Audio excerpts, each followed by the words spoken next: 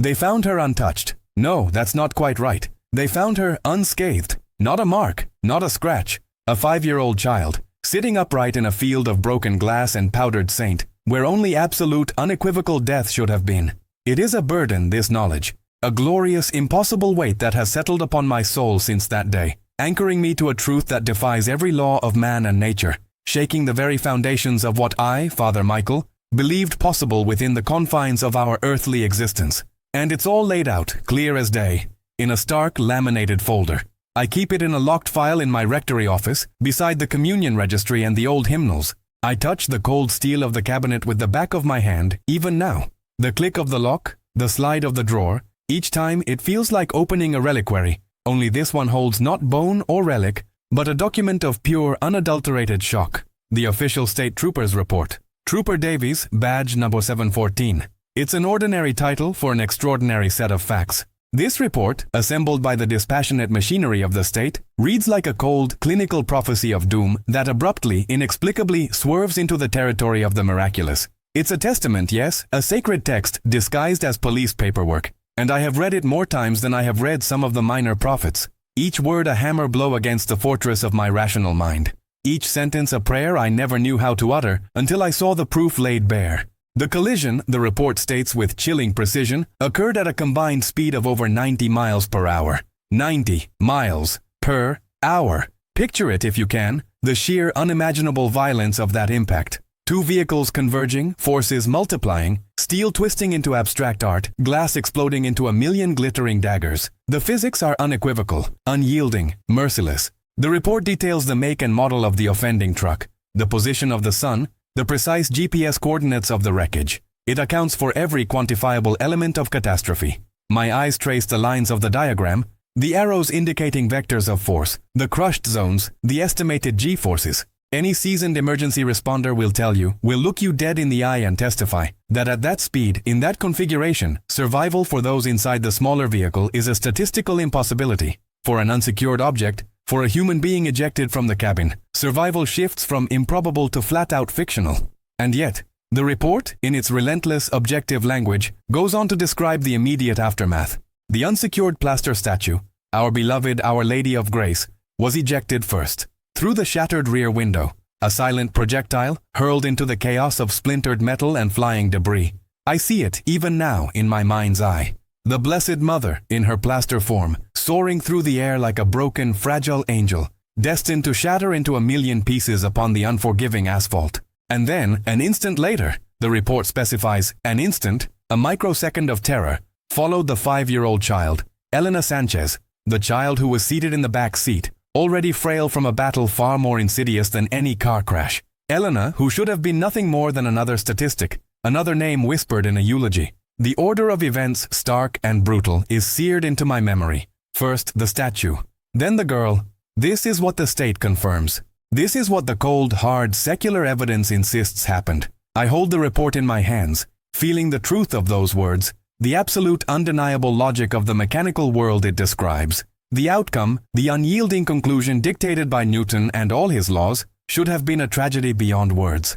A headline weeping across the front page. A small white casket. A family consumed by grief and unspeakable loss. My heart tightens in my chest simply recalling the expectation, the visceral dread that seized me when the first call came in, describing the mangled station wagon. I had prepared myself for the worst, for the most agonizing of duties, for the anointing of bodies broken beyond repair. But the first paramedic on the scene, a man named Henderson, whose name is etched into my mind alongside Elena's, found something else entirely, something impossible. He found the parents, Carlos and Maria, unconscious in the mangled vehicle. That much was expected. He found the wreckage, the carnage, the screaming metal. Expected. But then, beyond the immediate chaotic perimeter of the shattered car, amidst the debris field, nestled in the dew-kissed grass of the median, he found the little girl, Elena Sanchez, sitting upright. Let that image sink in. A child, a 5-year-old child, not lying prone, not broken, not weeping, but sitting. In a field of broken glass, shards of safety glass, razor sharp, glinting in the morning sun like 1,000 tiny knives, and blue plaster dust, the pulverized remnants of Our Lady, scattered in a pristine circle around the child, a brilliant, almost luminous ring of holy powder. Henderson would later describe it as if she were in the eye of a peaceful storm. Not only alive but without a single scratch on her body. Without a mark. Not a bruise, not a cut. Not even a speck of blood. Her small, delicate skin, untouched. Her eyes wide and clear, staring out from a face that bore no witness to the horror she had just endured. This is the central, impossible contradiction. This is the truth that has haunted my waking hours and shaped my prayers ever since. The report itself, Trooper Davies' official secular government-sanctioned account of the incident, is the greatest, most concise sermon on divine intervention I have ever read. It contains no theological speculation, no spiritual musings. It simply presents the facts, the undeniable, brutal facts of the collision. And then, the inexplicable, glorious fact of Elena Sanchez. It promises no easy answers, offers no comfort beyond the bare truth of what transpired. It simply lays out the miracle, cold and precise, daring anyone to deny it. And I dare not. I simply bear witness. And I pray. Because the real story, the true miracle that unfolded that day, goes far beyond the cold lines of Trooper Davies' report. It began with the fall of Our Lady, yes? But what came next? What came next was a revelation that would shatter lives, yes? But also heal them in ways no physician, no scientist, no man of God could ever predict. And that, my friends, is where our story truly begins. And that, my friends, is where our story truly begins. Before the thunderous roar of the collision, before the bewildering stillness of Elena's eyes amidst the chaos, there was a quiet, steady rhythm in our parish, a heartbeat sustained by families like the Sanchez's, Carlos and Maria. How do I begin to describe them? They were, in the most profound sense, the very quiet heart of our community, the kind of parishioners who didn't seek accolades or leadership roles, but whose presence was a foundational stone in the edifice of our church. Every Sunday their faces were among the first I'd see as I stood at the altar, illuminated by the stained glass depiction of St. Michael. Their pew always the third from the front, on the gospel side. Carlos, a man whose hands spoke of honest labor. He was a carpenter, a true artisan whose work graced many homes in our town, including the new confessional screen in the rectory. He possessed a quiet strength, a gentle gravitas that made his smiles rare but profoundly meaningful. Maria, by his side, was a woman woven from prayer and selfless love. Her eyes held a deep, reflective warmth, and her movements were always graceful, imbued with a serene purpose. She volunteered for everything, from arranging flowers for the altar to tending our little community garden, her hands often dusted with soil, her spirit ever verdant. Their faith was not a flamboyant display, not a booming declaration, but a gentle, sturdy thing, like an ancient oak that weathers every storm without complaint, its roots sunk deep into the earth. It was evident in the way they listened to the readings, the humble reverence with which they received the Eucharist, the quiet Amen that seemed to resonate from their very souls. It was a faith passed down through generations, unburdened by doubt, unwavering in its simple, abiding trust. And then there was Elena. Oh, little Elena. She was the sunlight that filtered through the leaves of that sturdy oak, the pure, unadulterated joy that blossomed in their lives. 5 years old when the darkness first began to gather, she was a child of incandescent spirit. Her laughter was like wind chimes in a summer breeze, spontaneous and clear, and her eyes, the color of warm honey, sparkled with an insatiable curiosity about the world. She would sit between her parents, a small, vibrant presence, sometimes sketching furiously on a notepad during my homilies, other times simply gazing up at the crucifix with a look of profound wonder. I often thought of her as a living embodiment of innocent faith, a tiny bright flame that seemed impervious to the shadows of the world. But the world, in its often cruel indifference, has a way of testing even the most resilient spirits. Just shy of a year before the accident that would redefine our parish, the news came. It arrived not with a sudden clap of thunder, but with the insidious creeping mist of diagnosis, a chill that seeped into the very bones of the Sanchez family. Elena had been diagnosed with a virulent form of leukemia. I remember the telephone call from Carlos. His voice, usually so steady, was a frayed whisper. "Father Michael," he'd begun, and then, a long, agonizing pause. "It's Elena. The doctors, they say it's aggressive." The word hung in the air, a bell tolling for a future unlived. My heart, accustomed to the sorrows of my flock, nonetheless sank like a stone. I knew Carlos. For him to be so utterly broken in spirit, the news must have been truly devastating. From that day forward, I watched them embark on a journey that no parent should ever have to undertake. I watched them move from hope to desperation, from the comforting familiarity of our church pews to the sterile, unforgiving hallways of the children's oncology ward. In the beginning, there was a fierce, almost defiant hope. Maria would visit my office, her eyes still brimming with unshed tears, but her voice firm. "We believe, Father. We have to believe. God will heal our little girl." Carlos, though quieter, echoed her sentiment with resolute nods, his jaw set in a permanent line of determination. Their prayers, once a gentle murmur, became a fervent plea. They filled the prayer request box weekly, sometimes daily. They attended every healing mass, their hands clasped together, their heads bowed in unison, as if their combined will could somehow bend the arc of fate. We, as a parish, rallied around them. Meals were delivered, vigils were held, rosaries were recited in a ceaseless chain of intercession. Every candle lit before the statue of Our Lady of Grace felt like a tiny spark of defiance against the encroaching darkness. But as the weeks bled into months, as the cycles of chemotherapy took their toll, as Elena's bright hair fell out in delicate clumps, and her once rosy cheeks grew pale and translucent, a subtle but profound shift began to occur. The medical reports, once delivered with cautious optimism, grew steadily grimmer. The doctors, kind and compassionate souls though they were, spoke increasingly of managing symptoms, of quality of life, phrases that for a parent, and indeed for a priest, are thinly veiled euphemisms for a battle being lost. I would visit them in the hospital, the scent of antiseptic and fear clinging to my cassock long after I left. Elena, so resilient, so brave in her smallness, would greet me with a weak smile, sometimes pointing to a new drawing she'd made of a whimsical unicorn or a sprawling garden. But her energy would wane quickly, and she would often drift into a fitful sleep, her tiny hand curled around a worn teddy bear. It was in those sterile rooms, beneath the humming fluorescent lights, that I witnessed the slow erosion of their once sturdy faith. Their prayers grew softer, more strained, their voices losing their initial conviction. Maria's rosary beads, once grasped firmly in fervent devotion, would sometimes lie unmoving in her lap, her gaze distant, fixed on some unseen horizon of despair. Carlos, whose quiet strength had been their anchor, would simply sit, his hands calloused and capable, now helplessly limp, his eyes staring blankly at the wall, seeing only the inevitable. The silent spaces between their words grew longer, heavier, filled with unspoken anxieties and the chilling specter of loss. As their priest, I felt a deep, piercing anguish. What words could I offer that had not already been uttered by countless others through millennia of human suffering? I spoke of God's love, of His mysterious ways, of the strength found in suffering. But the words, even to my own ears, sometimes felt hollow, inadequate, brittle things against the crushing weight of their reality. I would pray with them, laying my hands upon Elena's small, feverish head, invoking the healing power of Christ, feeling the fervent desire for a miracle, yet sensing the vast chasm between my prayer and the unyielding progression of the disease. I confess, in those dark days, even my own faith wavered. Not in God's existence, no, never that. But in my understanding of His will, in the efficacy of my own prayers, in the very nature of divine compassion.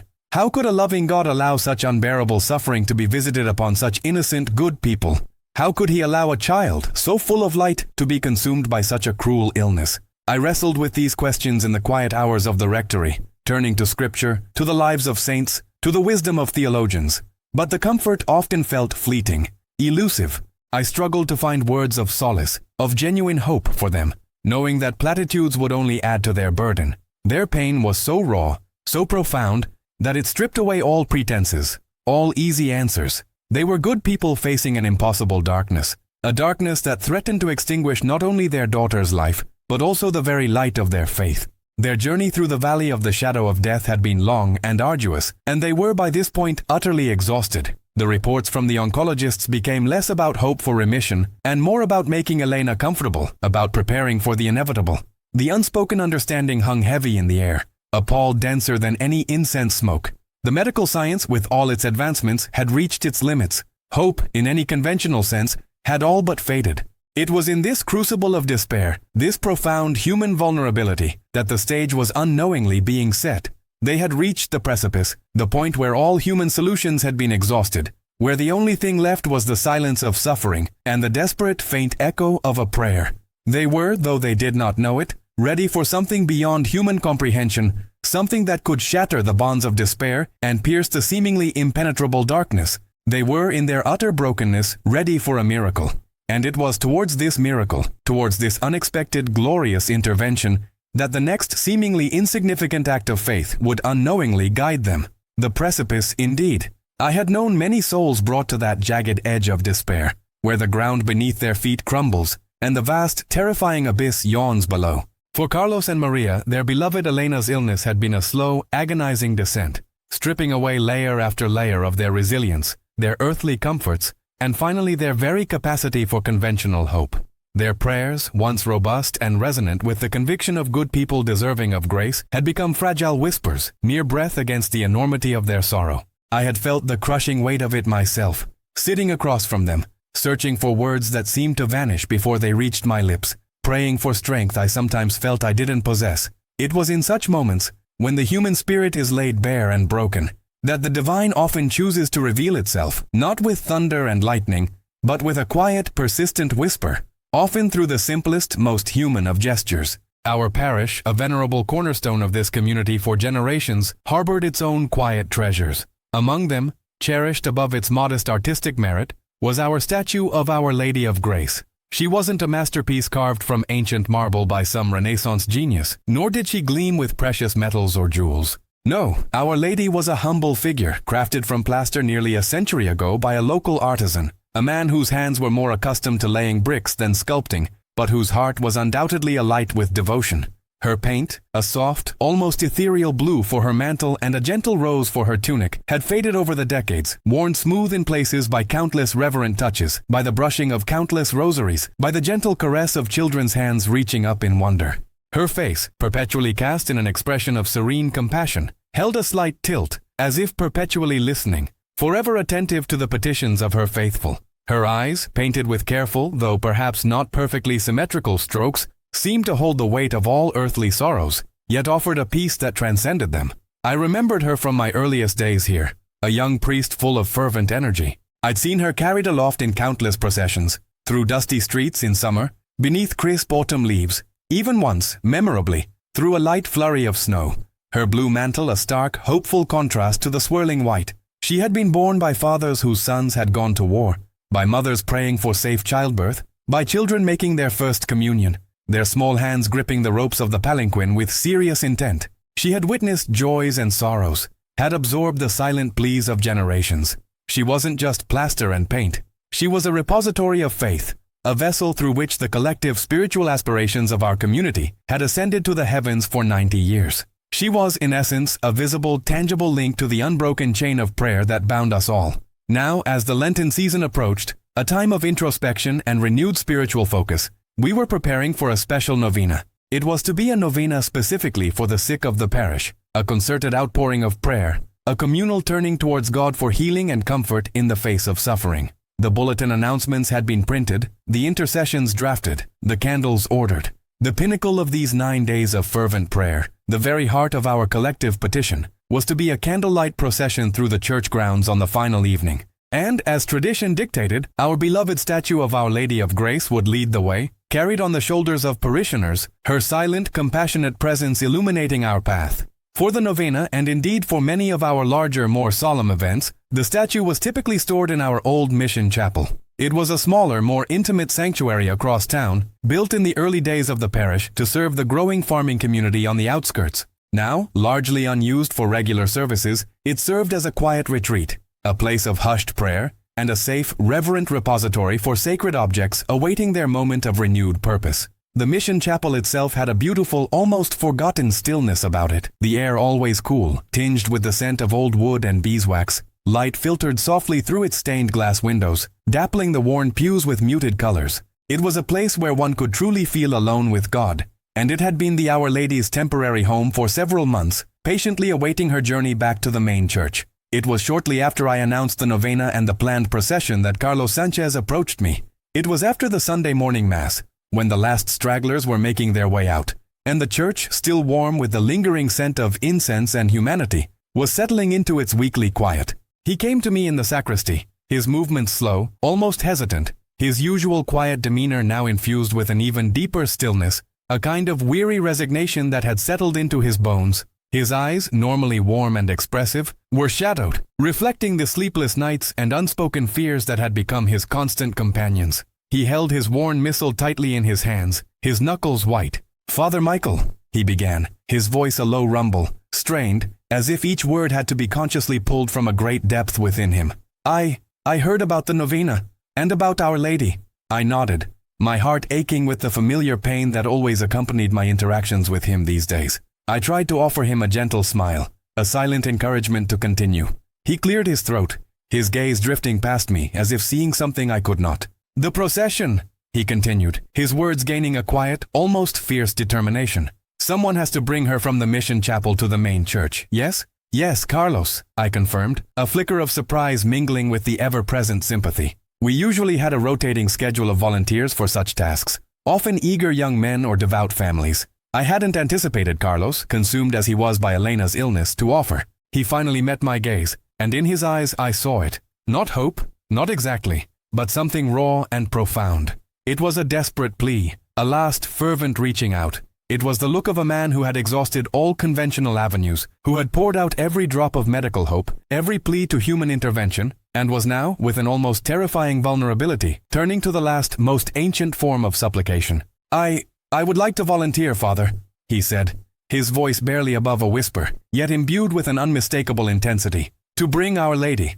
to transport her myself." My immediate impulse was to demur, to tell him that he had enough on his plate, that he should rest, that he should conserve his strength for Elena. But as I looked at him, truly looked at the man before me, I understood. This was not a casual offer of assistance. This was an offering, a penance, a physical manifestation of a prayer that had grown too heavy for his heart to bear in silence. His mind undoubtedly was a maelstrom of fear and grief, his soul a barren landscape where the seeds of hope had struggled and died. But his body, that strong, capable vessel that had always worked so tirelessly for his family, still remained. And so he offered it. He offered his strength, his labor, his very physical presence as a final desperate act of faith. It was, I believe, his last act of faith in a deeply personal, active sense. When his spoken prayers felt like they were striking a brass ceiling, echoing back unheard, when the words themselves seemed to crumble in his mouth, he sought a different language. He sought the language of service, of physical devotion.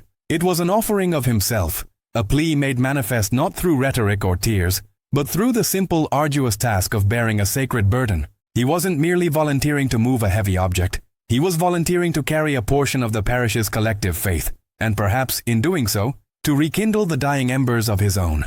I imagined him, in the quiet of his heart, reasoning that if his supplications were failing, perhaps his actions would speak louder. Perhaps if he performed this physical act of devotion, if he literally carried the Mother of God, some small measure of her grace might rub off, might be transferred, might somehow miraculously find its way to his ailing daughter. It was a simple, profoundly human desire for agency in the face of utter helplessness. It was the impulse of a father who would literally move mountains if he thought it would save his child. And in this instance, the mountain was a plaster statue, but the intention behind its movement was as vast and ancient as human love itself. "Of course, Carlos," I said, my voice softer than I intended, a tremor running through my own heart. I placed a hand gently on his shoulder, feeling the tautness of the muscles beneath his jacket, the unspoken strain he carried. "That would be a great service, a great honor." He nodded, a flicker of something unreadable, relief, renewed resolve, crossing his face before settling back into his usual stoic mask. He then quietly outlined the details of when he could pick up the statue, his voice now more steady, as if the very act of committing to this task had already imparted a fragile sense of purpose. I watched him go, his figure disappearing through the side door of the sacristy. The quiet hum of the church seemed to grow louder in his absence, filled with the reverberations of his quiet desperation. I thought about Our Lady of Grace, serene and unchanging in her temporary resting place in the mission chapel. I thought about Carlos, a man wrestling with a faith that had been battered and bruised, but not yet entirely broken. And I thought about Elena, whose tiny, fragile life hung in the balance, unknowingly awaiting an intervention that was now, through her father's simple, desperate act, slowly, inexorably beginning to unfold. He had offered his service, unaware that he was not merely transporting a statue, but setting in motion the very mechanism of a miracle. He was, with his quiet, almost desperate offering, taking the first unwitting step onto a path that would lead him and his family beyond the limits of human understanding, into the very heart of divine wonder. I remember the morning they came to pick up the statue. The air, even before the first tentative shafts of dawn had fully pierced the eastern sky, felt heavy, pregnant with a coming storm that was more than meteorological. It was a tangible pressure, a low thrum that seemed to vibrate not just through the old mission chapel, but through the very fabric of my spirit. I had woken early, the weight of the Sanchez family's suffering a constant companion in my thoughts, a silent litany repeating behind my waking prayers. The mission chapel, usually a sanctuary of quiet solace, felt expectant, almost holding its breath. Its ancient wooden beams, dark with age and countless shared secrets, seemed to sigh softly in the pre-dawn stillness, a stillness that was not peaceful but rather a tense calm before an inevitable release. Dust motes danced in the slivers of light filtering through the high arched windows, turning the air itself into a shimmering, almost spiritual medium. I had arrived long before Carlos, wanting to ensure everything was ready, wanting to offer a prayer, a personal vigil, over the statue of Our Lady of Grace before she began her journey. She stood cloaked in a simple linen sheet, a silent, graceful presence at the front of the small altar, her form faintly outlined beneath the fabric, a veiled mystery awaiting revelation. I felt a tremor of anticipation, mingled with that persistent sense of unease, knowing that this day, this particular act, felt deeply significant, imbued with a purpose far beyond the mere transport of an object. The sound of their station wagon, a familiar older model with a faint rattle in its engine, broke the morning's quiet long before I saw it. The gravel driveway crunched beneath its tires, a mundane sound that nonetheless sliced through the contemplative hush of the chapel. As they pulled to a stop, I watched from the sacristy window, my heart giving a quiet lurch. Carlos emerged first, his shoulders slumped, yet there was a tautness to his movements, a brittle energy that spoke of a man pushing past the brink of exhaustion. His eyes, when they met mine across the small courtyard, were shadowed, etched with sleepless nights, but held a spark, a desperate, almost defiant resolve. It was the look of a man who had emptied all his conventional reservoirs of hope and was now digging frantically, blindly, into the bedrock of his faith, searching for even the tiniest trickle of divine intervention. Maria followed him, her movements slower, more deliberate, as if each step required conscious effort. Her face was pale, almost translucent in the nascent light, her usual gentle smile replaced by a thin, worried line. In her clasped hands, I saw the familiar gleam of her rosary, its well-worn beads smooth from endless repetitions, a lifeline clutched in a stormy sea. But it was the sight of Elena, small and fragile in the back seat, that truly pierced my heart. She was a tiny bundle, swathed in a thick woolen blanket, her head resting against the passenger window, her silhouette unnaturally still. The windows, still cool with the morning dew, blurred her outline slightly, making her seem even more ethereal, less substantial. When Carlos opened the rear door, I moved closer, my priestly concern overriding my contemplative reserve. Elena stirred, blinking slowly, her eyes, usually bright with childish curiosity, now heavy-lidded and distant, like faded forget-me-nots. Her skin had the pallor of parchment, stretched taut over delicate bones, and beneath her chin I could see the soft curve of her neck, so vulnerable, so terribly exposed. A faint, almost imperceptible cough escaped her, a dry, reedy sound that seemed to catch in the stillness of the air, a stark reminder of the insidious disease gnawing at her tiny frame. Her small hands, peeking from beneath the blanket, were thin, almost skeletal, the nails a faint blue at the tips. It was a heart-wrenching sight, a vibrant life being systematically drained, and for a fleeting moment, the injustice of it all, the sheer, crushing unfairness, threatened to overwhelm my own sense of spiritual fortitude. How, I wondered, could a God of infinite love allow such suffering, such prolonged agony, especially to one so innocent? It was a question that had haunted me for months, a silent challenge to the very core of my theological understanding, a whisper of doubt that I constantly had to cast out, firmly, unequivocally. "Good morning, Father Michael," Carlos said, his voice husky, betraying the raw emotion he held tightly in check. He offered a faint, strained smile, but his gaze kept flitting to the back seat, to his precious daughter. Maria simply nodded, her eyes meeting mine with a profound weariness that spoke volumes more than any words. She then turned her attention to Elena, her hand gently stroking the child's hair, a gesture of boundless maternal love, a silent prayer. "Good morning, my children," I replied, my voice softer than usual, trying to project a sense of calm and reassurance that I did not entirely feel. "Elena, my dear, how are you feeling today?" Elena slowly lifted her head, her gaze drifting past me to the shadowed interior of the chapel where Our Lady of Grace awaited. A tiny, almost imperceptible flutter of her lips, a ghost of a smile touched her face. "Tired, Father," she whispered, her voice a threadbare whisper. "But the pretty lady is here." Her small, fragile finger, barely visible beneath the blanket, pointed vaguely towards the chapel, a gesture that, in its simplicity, was more profound than any theological treatise. It was a recognition, an almost intuitive understanding, that transcended her physical weakness. She saw something beyond the plaster and paint, something that her parents, in their adult desperation, were striving to reconnect with. It was a moment of pure, unadulterated faith from a child who, in her innocence, bypassed all the intellectual complexities and touched the simple, raw truth of spiritual connection. Her words struck me then, and they still echo in my memory today, as the first subtle prelude to the extraordinary events that would soon unfold. "Yes, my dear," I said, my throat tightening. "She is, and she is very happy you came to see her." I knelt beside the open car door, reaching out a hand not to touch her, but simply to be close, to offer a silent prayer for strength, for peace, for healing. The air around her carried the faint antiseptic scent of hospitals mixed with something sweeter, a child's natural scent that, despite everything, still clung to her. It was a poignant reminder of the precious life teetering on the precipice. Carlos then gently closed the door, a silent signal that it was time.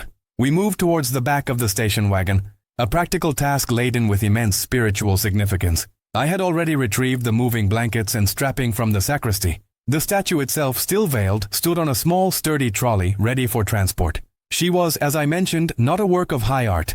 Her plaster surface, though carefully repainted over the decades, bore the faint cracks and imperfections of her age. Her blue mantle, painted in a hue that somehow captured both the vastness of the heavens and the sorrow of earthly suffering, was chipped in places. Her face, however, had been sculpted with a tender simplicity, her eyes cast downwards in maternal compassion, her hands outstretched in gentle offering. She stood perhaps 3 feet tall, a size that made her both substantial and yet manageable enough for 2 men to carry. "We'll need to be extra careful, Father," Carlos said, his voice steadier now, focused on the task at hand. He seemed to draw strength from the concrete action, from the physical act of service. "She's old, and she means so much to the parish." "Indeed, Carlos," I agreed, moving to help him.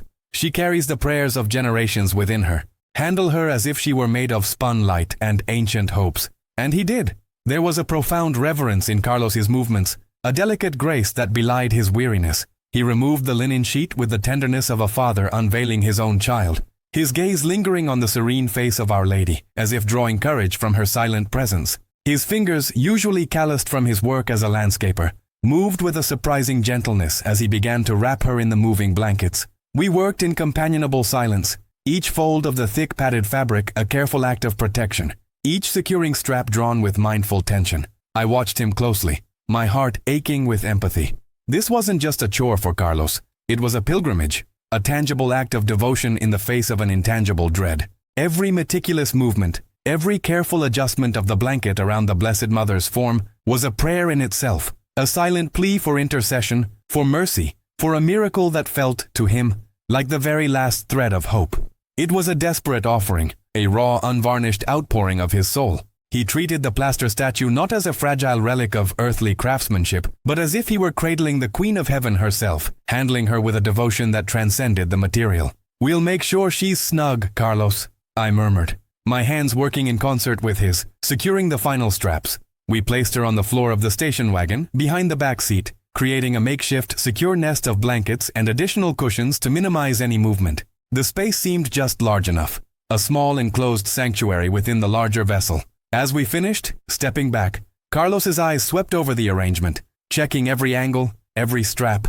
His brow furrowed with a seriousness that spoke volumes. He wiped a hand across his forehead, a bead of perspiration breaking despite the cool morning air. "She'll be safe, Father," he said, his voice a little stronger, as if the act of caring for Our Lady had imbued him with a measure of her own steadfastness. "I'll drive slowly." "I have no doubt, my son," I replied, placing a hand on his shoulder, feeling the lean muscle beneath his shirt, the tension that still lingered there. "You are doing a great service, a holy service, for Our Lady and for our parish." I hoped my words conveyed the depth of my gratitude, not just for his practical help, but for the profound act of faith he was performing. Maria, who had watched us from her position in the front passenger seat, her rosary still weaving through her fingers, now offered a small, appreciative nod. She turned and spoke softly to Elena, her words indistinct, but the tone was one of comfort and quiet prayer. Elena, bundled in her blanket, seemed to shrink further into the back seat, her eyes fixed on the shrouded form of the statue, a silent communion passing between the child and the sacred image. The proximity, I noted, was striking. Our Lady of Grace, veiled and secured, became a silent guardian in the immediate space behind the child, as if her final earthly journey was destined to be a personal escort for Elena. I remember thinking then how fitting it was, how symbolically potent that the Blessed Mother should ride so close to one of her most vulnerable children. Little did I know how literally profound that proximity would become. Carlos then closed the tailgate of the station wagon with a soft click, a sound that seemed to seal a promise, a commitment. He walked around to the driver's side, his steps still weary but now infused with a renewed sense of purpose. As he settled into the driver's seat, Maria whispered a final prayer, her lips moving silently, her fingers still working the rosary beads. Carlos started the engine, the familiar rattle of the car seeming a gentle rumble against the heavy stillness of the morning.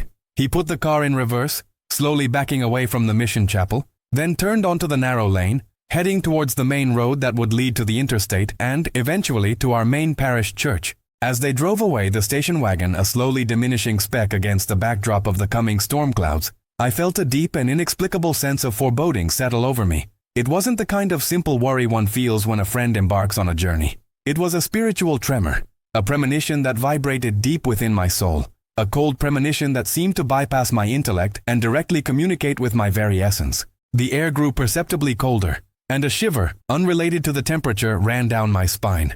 The sky overhead was now a bruised, mottled gray, the clouds gathering in ominous banks, reflecting the turbulent landscape of my own inner thoughts. The distant rumble of thunder, a low growl barely audible above the engine's fading hum, seemed to echo the unsettling rhythm of my heart. I watched until the car disappeared around the bend, swallowed by the rising mist and the dark, looming trees, and even then, I stood for a long moment, simply gazing at the empty road, an emptiness that felt profoundly significant. My role as a priest, I have come to understand, often places me in a peculiar liminal space, poised between the tangible world and the unseen spiritual realm. Sometimes God grants us a glimpse, a whisper, a premonition, not to prevent what is to come, but to prepare us, to sharpen our spiritual senses, to ready our hearts for whatever mystery He intends to reveal. This was such a moment. It wasn't a clear vision, nor a definitive voice, but rather a profound internal certainty, a feeling of an impending threshold, and crossing of a Rubicon from which there would be no easy return. It was as if I could hear the faint, distant grinding of the gears of Providence, turning towards an appointed, inevitable climax. I felt not just for their physical safety, which was certainly a concern given the worsening weather and the inherent dangers of the road, but for something far deeper.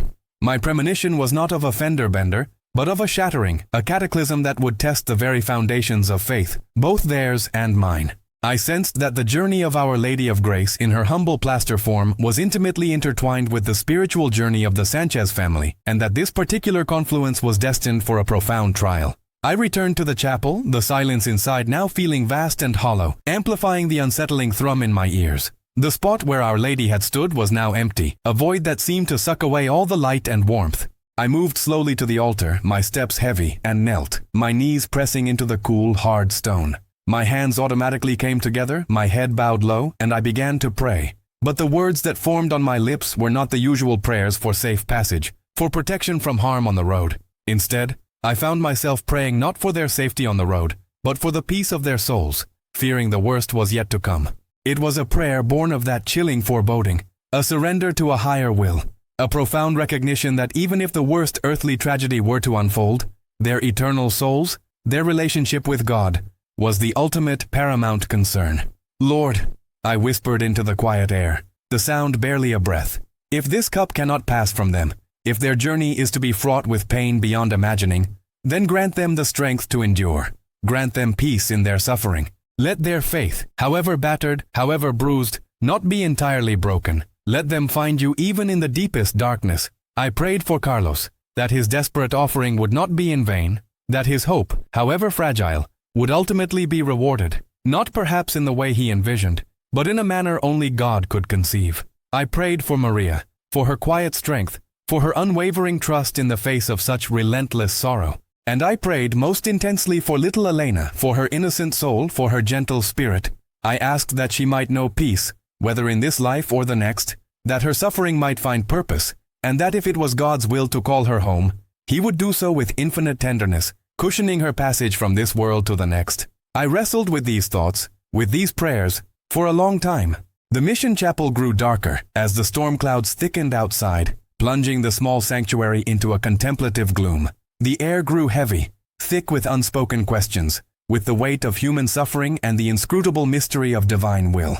I thought about the theological implications, about the fine line between human agency and divine providence, about the way our seemingly mundane actions can become vessels for God's extraordinary interventions. Carlos's simple, desperate act of volunteering to transport the statue, an act born of love and a sliver of hope, had now, I felt with a chilling certainty, become an unwitting step onto a path that would lead him and his family beyond the limits of human understanding into the very heart of divine wonder and, perhaps, terrible grief. I knelt there, a priest burdened by the unspoken premonition of tragedy, yet holding fast to the unwavering conviction that even in the shattering of all earthly hopes, God's grace in its infinite and mysterious forms would ultimately prevail.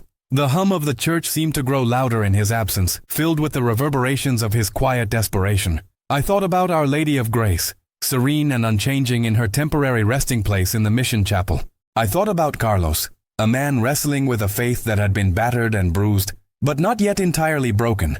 And I thought about Elena, whose tiny, fragile life hung in the balance, unknowingly awaiting an intervention that was now, through her father's simple, desperate act, slowly, inexorably, beginning to unfold. He had offered his service, unaware that he was not merely transporting a statue, but setting in motion the very mechanism of a miracle. He was, with his quiet, almost desperate offering, taking the first unwitting step onto a path that would lead him and his family beyond the limits of human understanding, into the very heart of divine wonder. The quiet of the rectory, which had settled around me like a comforting blanket after Carlos and Maria had driven away, became a kind of heavy stillness, a breathless anticipation. The air, I remember, held a peculiar tension, the kind that precedes a summer storm, charged and expectant. I had returned to the mission chapel, the scent of old wood and beeswax clinging to the air, and knelt before the empty alcove where Our Lady of Grace had rested. My prayers, born of that inexplicable sense of foreboding, had been less for safety on the road and more for the deep, abiding peace of their souls. I had envisioned a peace that transcends earthly trials, a peace I feared they would soon desperately need, though I could not articulate why. I had tried to dismiss the unease as simply the natural anxiety of a shepherd watching his flock approach a difficult passage. Elena's illness had cast such a long shadow over their lives, a shadow that seemed to deepen with each passing day. My heart, accustomed to the ebb and flow of human suffering, felt particularly heavy for the Sanchez family. They embodied such quiet devotion, a faith that had proven resilient through so much, yet one I felt was on the precipice of shattering under the immense weight of their daughter's condition. I had prayed for strength for them, for a miracle if it pleased God, but more pragmatically, for the grace to accept whatever His will might be. The silence of the chapel seemed to swallow my whispered petitions whole, offering no comfort, only an amplified sense of hollow waiting. The jarring ring of the telephone, when it finally came, felt less like an intrusion and more like a physical blow. It ripped through the solemn quiet, a harsh, insistent clang that vibrated through the floorboards and up into my very bones. I remember a moment of frozen hesitation, my hand hovering over the receiver, as if I instinctively knew the sound heralded an unwelcome truth. I took a deep breath, the scent of old wood and impending sorrow filling my lungs, and lifted it. "Hello?" My voice, usually calm and steady, felt thin and reedy. On the other end, a frantic, almost unrecognizable gasp. "Father Michael? It's Dolores Rodriguez." Dolores. Gentle, soft-spoken Dolores, a woman whose voice was usually as melodious and soothing as a Gregorian chant. Now, her words were a torrent of fractured syllables, punctuated by ragged breaths and a raw, guttural sobbing that twisted my gut. My unease solidified into a cold, hard knot. "Dolores, dear one, slow down. What is it? What's happened?" I tried to project a calm I did not feel, struggling to parse the rising tide of her distress. "The interstate. Father, the interstate. Oh God, the Sanchez family. It was terrible." Her words came in desperate bursts, painting fragmented, horrifying images in my mind. "A truck. A big truck. It just came over. Didn't see them. Father, the screeching, the sound.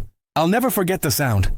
The sound." That was the first concrete detail that pierced through her hysteria. The screech of tires. It's a sound that instantly conjures images of metal protesting against asphalt, of physics being violently defied, of imminent catastrophe. And then, the next sound, delivered in a choked whisper, was even more chilling. The crunching.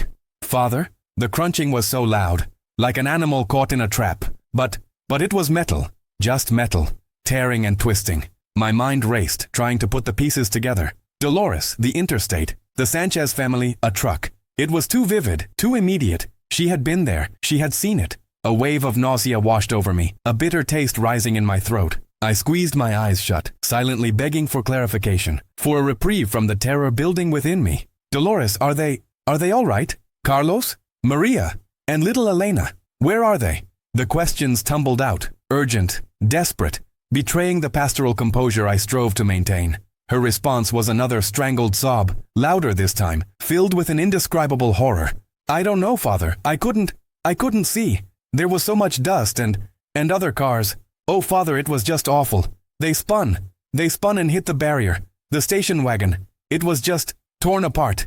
My heart, which had been merely heavy moments before, now felt like a cold, dense stone plummeting into an abyss. Elena, always Elena. Her pale, fragile face, bundled in blankets in the back seat, swam before my eyes. The image of the station wagon, so carefully loaded with the statue, now torn apart. My breath hitched in my chest. The cruel irony was not lost on me. They had been on their way to bring a symbol of hope to the church. And now this. "But Father," Dolores's voice, after a moment of profound, terrible silence that seemed to stretch into an eternity, took on a different quality. It was a whisper of stunned disbelief, tinged with a fresh wave of terror. "Father, I saw it. Oh, Mother Mary, I saw it with my own eyes." "Saw what, Dolores? Tell me. What did you see?" I pleaded, my voice now tight with an unspeakable dread. "Our Lady. The statue, Father. The beautiful statue of Our Lady of Grace. She flew out of the car. Right through the back window, Father. Just launched into the air." The image she described was so stark, so utterly incongruous with the reverence with which we treated the statue, that it tore at the fabric of my understanding. Our Lady, whom Carlos had so gently wrapped, so carefully positioned, now an object violently ejected, a projectile in the maelstrom of metal and glass. My mind struggled to process this, to reconcile the sacred with such raw, destructive force. Then came the words that would echo in my memory, carving themselves into the very chambers of my heart. Words that spoke of absolute, irreparable loss, of a sacred trust shattered beyond recognition. She's in 1,000 pieces, Father. All over the highway. Blue and white dust, Father. Just dust. Scattered everywhere. The line went dead. The silence that followed was not merely the absence of sound. It was a vast echoing void that threatened to swallow me whole. My hand slowly lowered the receiver, but I could still hear Dolores's voice, raw with anguish, and the sickening mental replay of those words. 1,000 pieces. Blue and white dust. Scattered everywhere. A cold sweat broke out on my brow, despite the chill in the rectory. My first thought, before even reaching for my stole, was of Elena. The statue had been in the back, where Elena had been. If Our Lady, a solid plaster object, could be pulverized in such a manner, what chance did a small, frail child, already weakened by illness, have? A suffocating darkness enveloped me, pressing in from all sides. My mind, usually a fortress of faith and reason, felt under siege. "Why, Lord?" The question escaped my lips, a ragged whisper into the crushing silence. "After all they have endured, after all their prayers, this cannot be your will." It was a moment of profound spiritual crisis, a chasm opening beneath my feet, threatening to swallow not only the Sanchez family but my own unwavering trust in divine providence. What kind of message was this, that a family so devout, so suffering, should face such an end, and that even the Blessed Mother in her physical form should be annihilated in the process? But then, the training, the years of ministerial service, the ingrained rituals of my calling, kicked in. There was no time for theological despair, no room for questioning God's unfathomable ways. There was only the urgent, undeniable duty. Someone needed me. A family, a beloved family, was at the precipice. My hands, though trembling, moved with a practiced efficiency. I walked to the small sacristy off my office, my gaze falling upon the neatly arranged drawers. My stole, the symbol of my priestly office, lay folded there, its purple threads, the color of penitence and preparation, seeming particularly poignant. I slipped it over my head, the weight of it settling on my shoulders like a mantle of sorrow and responsibility. Next, the small silver vessel containing the sacred oils, the oleum infirmorum, used for the anointing of the sick. My fingers brushed over the cool metal, the gravity of its purpose pressing down on me. I was preparing not for comfort, but for finality, for the administering of last rites, for the crossing of souls into eternity. Each action was deliberate, heavy with meaning, a ritualistic donning of the vestments of impending grief. My heart, that cold stone, throbbed with a dull ache, a premonition of the unbearable pain I was sure to witness. I imagined the scene, the mangled wreckage, the shattered glass, the scattered debris of what was once a sacred object, and worst of all, the silent forms of those I loved, already gone from this world. The image of the blue and white dust from Our Lady, a macabre snow, clung stubbornly to my mental vision. I grabbed my keys, the jingle a sharp, discordant sound in the oppressive silence, and hurried out, leaving the phone receiver dangling, a silent accusation in the empty rectory. The air outside was humid and heavy, just as I had observed earlier, but now it felt charged with a different energy, the electric tension of tragedy. The sky was bruised purple, the storm I had sensed earlier now gathering force, mirroring the tempest raging within my soul. As I drove towards the interstate, the flashing lights on the horizon appeared as grim, pulsating beacons, pulling me inevitably towards the heart of the disaster. Each pulse seemed to beat in sync with my own terrified heart. The familiar landscape blurred past, the vibrant greens of summer muted by the impending storm, by the veil of tears that threatened to obscure my vision. My foot pressed hard on the accelerator, but time, in these moments of profound crisis, seemed to stretch and distort. Each second an eternity, each mile an arduous journey. My mind was a kaleidoscope of memories. Carlos, his quiet dignity, his hands so reverently wrapping Our Lady. Maria, her gentle smile, her rosary beads always close. And Elena, her fragile beauty, her eyes, though often clouded with pain, still holding a spark of childlike wonder. I remembered the day of her baptism, the tiny, innocent bundle I held in my arms, promising to guide her in faith. Now I was racing to her potential end. I prayed, not articulate prayers from the breviary, but raw, desperate pleas. Mercy, Lord. Have mercy. Protect them. Spare them. Or if it is their time, grant them peace. Grant me strength to bear witness, to be your instrument in this darkness. I spoke to Our Lady too, though her physical representation now lay in fragments. Blessed Mother, intercede. Show them your protection, your love. But even as I prayed, the image of 1,000 pieces kept returning, undermining every plea, chipping away at my resolve. How could a mother shattered offer comfort? The sirens, growing louder, pierced the heavy air, a mournful wail that confirmed the reality I was hurtling towards. The smell of burning rubber and something metallic, acrid, began to permeate the air even from a distance. My hands tightened on the steering wheel, knuckles white. The road ahead was a river of emergency lights, red, blue, yellow, flashing and swirling, a grim carnival of disaster. I knew, with a certainty that chilled me to the bone, that I was driving towards not just a terrible accident, but a profound test of faith. A moment that would either redefine or utterly dismantle everything I believed about God's presence in our suffering world. I was preparing to administer the last rites to a family I loved, steeling myself for a loss that felt utterly, tragically senseless. The universe, it seemed, was poised to deliver its cruelest blow. The highway unfolded before me, a ribbon of asphalt now snarled with the chaos of flashing lights, their insistent strobes painting the world in frantic red and blue.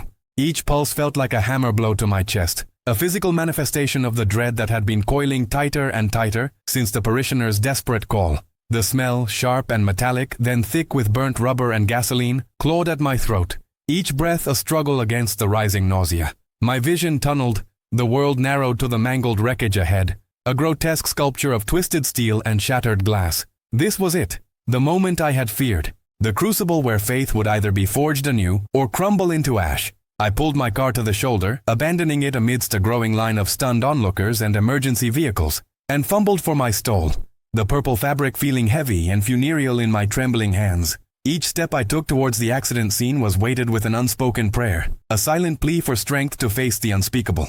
Police officers, their faces grim under the brims of their caps, were already directing traffic, their voices terse and efficient, a stark counterpoint to the wail of sirens that still sliced through the heavy air. Paramedics moved with practiced urgency around what remained of the Sanchez family's station wagon. A metallic accordion crumpled against the concrete divider. My heart lurched, a sickening drop.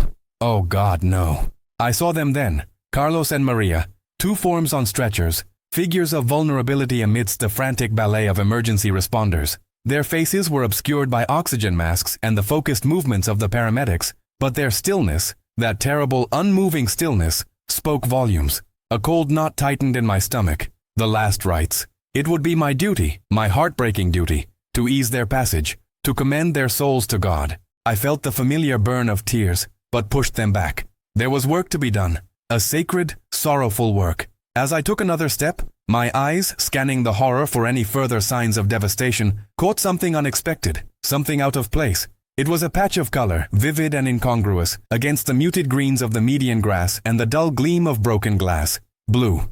A brilliant, almost ethereal blue. My gaze followed it, drawn by an invisible thread, past the immediate wreckage, past the focused intensity of the first responders, towards the grassy strip separating the highway lanes. And there, amidst the debris, a scene unfolded that defied every law of physics, every expectation of tragedy. It was a tableau that would forever be sealed into the very core of my being, a moment that tore a hole in the fabric of my understanding and poured divine light into the wound. I pushed past a young officer who instinctively reached out to stop me, his "Father, you can't," dying on his lips as he saw the single-minded focus in my eyes. I floated towards the median, my feet seemingly propelled by a force beyond my own will. The sirens, the shouts, the metallic tang of ruin, they all faded into a distant hum. All that remained was the sight before me. There, in the center of what I now recognized as a wide, almost perfectly circular expanse of vibrant, brilliant blue and soft, luminous white dust, sat little Elena. Not lying, not broken, sitting. She was sitting upright, her small frame miraculously intact, amidst a field of pulverized plaster. It was as if a cosmic artist had taken Our Lady of Grace and, with a gentle, invisible hand, transformed her into a celestial pigment, scattering her essence around the child she had been meant to protect. The air around her shimmered faintly, catching the emergency lights, making the dust particles dance like microscopic stars. My breath caught in my throat. My mind, so prepared for the grotesque, struggled to reconcile this image of serene, impossible peace with the surrounding carnage. Her eyes, those wide, innocent eyes that I had seen clouded with pain and exhaustion so many times in the oncology ward, were now clear, bright, and filled with a strange, otherworldly calm. They held no fear, no terror, only a quiet wonder, a wonder that echoed, even amplified, the dawning wonder in my own soul. I knelt, my knees sinking into the damp grass just outside the hallowed circle of dust. The ground around her, I now saw, was littered with vicious shards of glass, razor-sharp fragments glinting like scattered diamonds in the twilight, yet not a single one had pierced the invisible barrier, the sacred perimeter around Elena. Not a scratch, not a speck of blood. Her little hands, still clutching a small worn rag doll, were unblemished. Her pale pink blanket, clutched around her shoulders, was pristine, untouched by the grime and chaos that engulfed the rest of the scene. The dust itself. It was unlike anything I had ever witnessed. It wasn't merely debris. It was fine, impossibly fine, like powdered starlight or ethereal flour, coating the grass in a delicate, almost pearlescent blanket. It radiated a soft, cool luminescence that seemed to push back against the encroaching darkness. It was Our Lady. Not in 1,000 pieces, as my parishioner had gasped, but in 1,000,000 billion particles, each one having, it seemed, fulfilled its purpose in a way that utterly defied human understanding. It was as if Our Lady had not simply been destroyed, but had chosen to disintegrate, to shatter herself into this protective cloud, becoming a living, breathing, holy cushion that absorbed the lethal force of the impact. The violent energy, the crushing weight of the collision, had been rendered inert, diffused, by this impossible act of divine sacrifice. The very essence of the Blessed Mother, in her humble plaster form, had become a shield, a cocoon of grace. I reached out a hand, trembling, and carefully dipped my fingers into the edge of the blue dust. It felt cool and silken, not gritty or abrasive. It had a faint, sweet smell, like old roses and something else, something clean and pure, like rainwater after a storm. This wasn't just plaster. This was transformed, sanctified. Elena looked at me, her gaze steady, unblinking. The world outside that small, radiant circle continued its frantic dance of rescue and recovery. But within it, time seemed to slow, to expand, to allow for the profound stillness of the moment. Then, her small voice, soft as a whispered prayer, yet cutting through the remaining din with impossible clarity, reached my ears. The pretty lady hugged me, Father.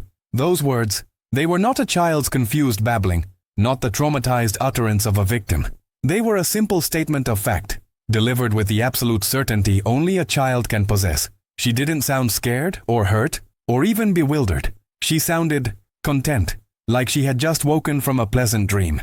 My own eyes, which had witnessed countless sorrows and whispered countless prayers for comfort, finally overflowed. But these were not tears of sorrow. These were tears of pure, unadulterated awe, of profound, humbling joy. The cold knot in my stomach unraveled, replaced by a warmth that spread through me, igniting every dormant ember of doubt and turning it into a roaring flame of certainty. This was not a tragic senselessness. This was not a cruel blow. This was intervention. Divine, undeniable, breathtaking intervention. I knelt there, my head bowed before the undeniable truth of it all. Before this little girl, who had been cushioned not by airbags or seatbelts, but by the love of a mother. A mother who had literally given herself up, shattered her form, to protect her child.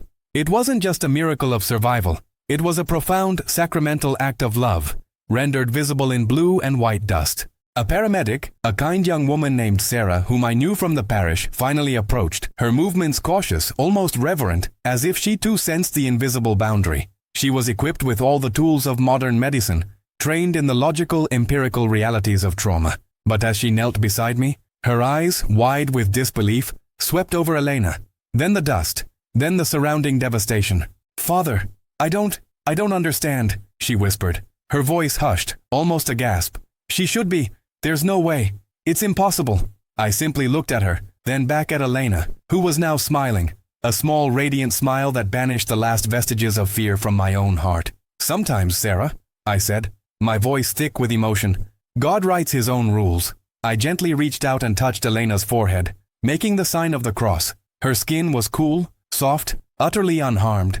The warmth of my fingers against her innocent brow felt like a benediction, a confirmation. The miracle was here. It was real. It was tangible, and it had just begun.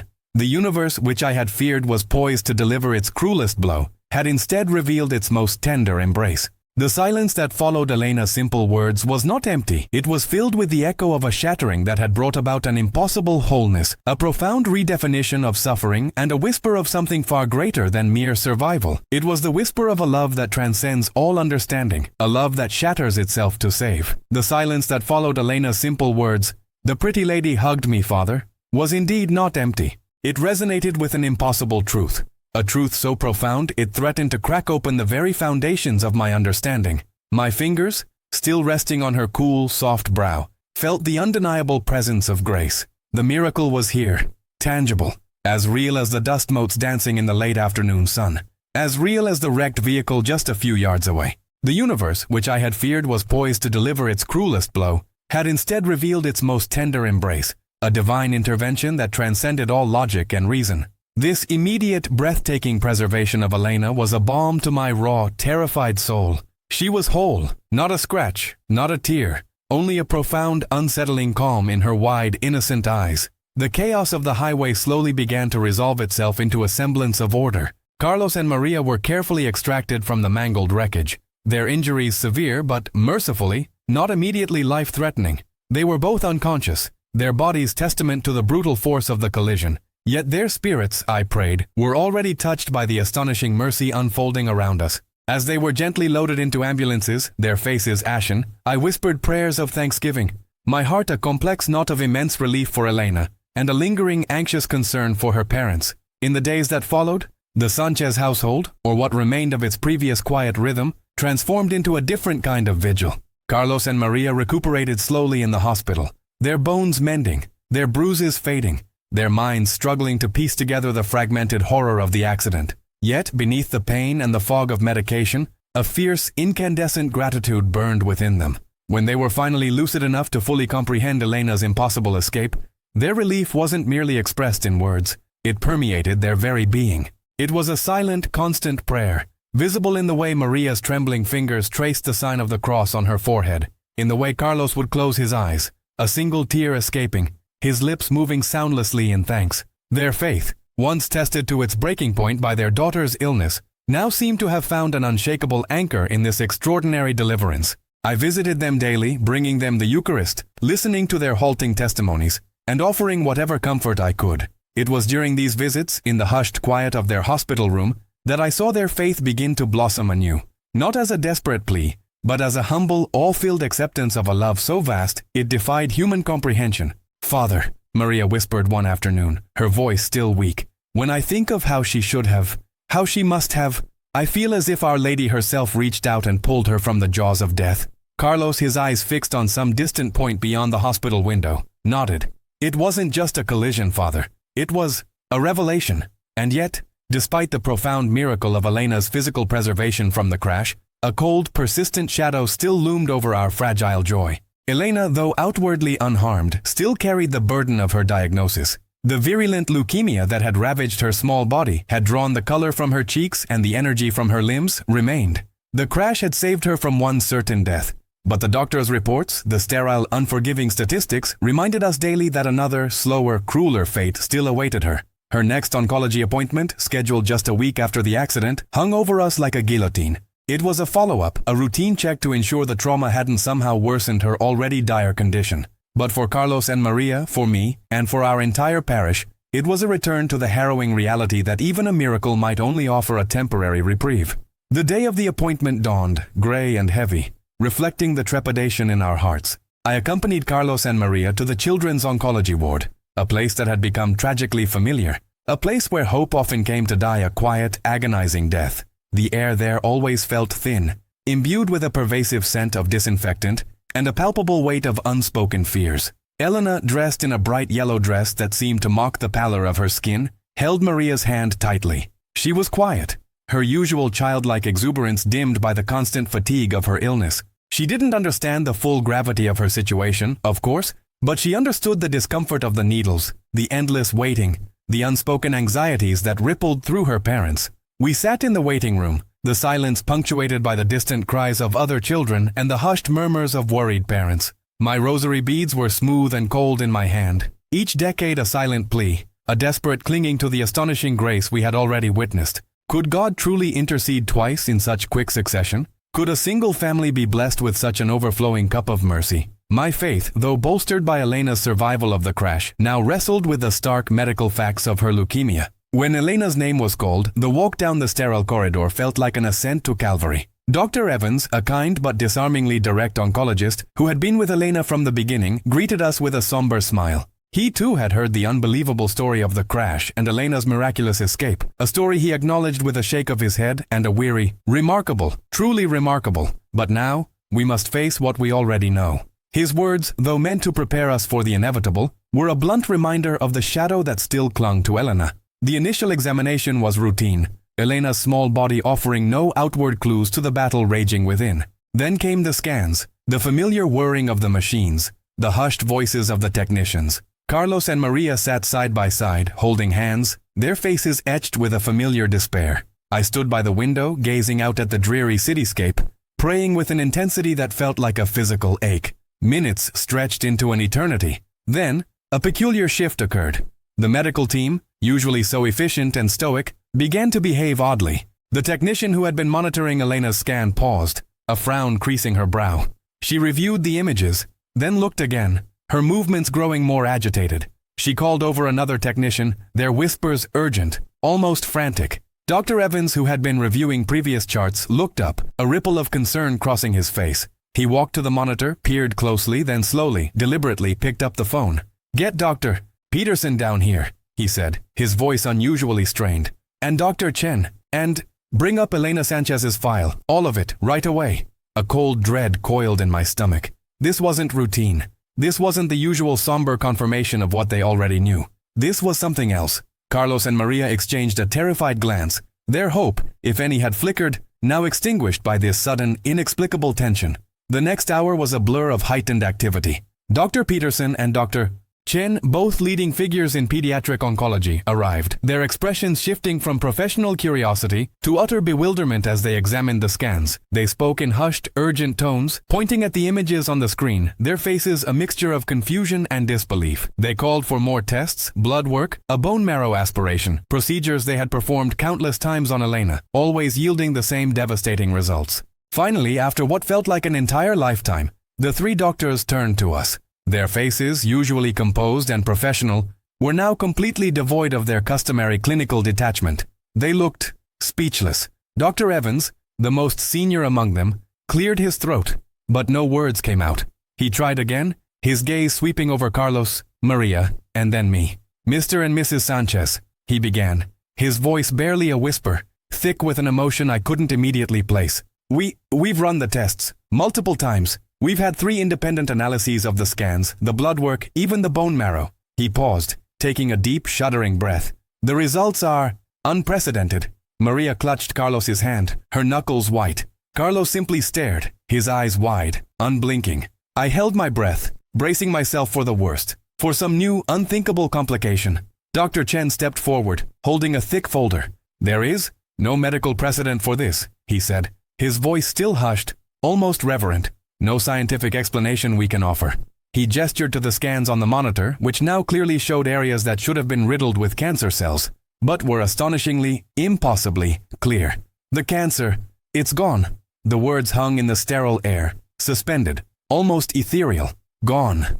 It was a word that shouldn't have belonged in that room, connected to Elena's diagnosis. Maria gasped, a choked, raw sound, and covered her mouth with both hands, her eyes overflowing with tears that streamed down her face. Carlos stood frozen. Then slowly, as if his legs had suddenly forgotten how to bear his weight, he sank into a chair, his head bowed, his body shaking with silent, uncontrollable sobs. Every trace has vanished, Dr. Peterson confirmed, his voice laced with an almost fearful wonder. There is no evidence of leukemia anywhere in her system.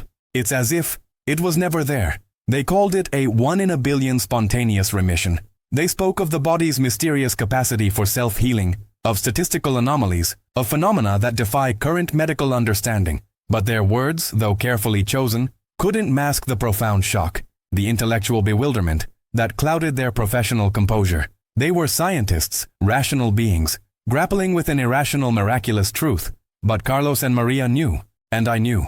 We knew that when the plaster statue of Our Lady of Grace shattered on the interstate highway, it was not the only thing that was broken. The Blessed Mother's intercession, so powerfully evident in Elena's survival of the crash, had not stopped there.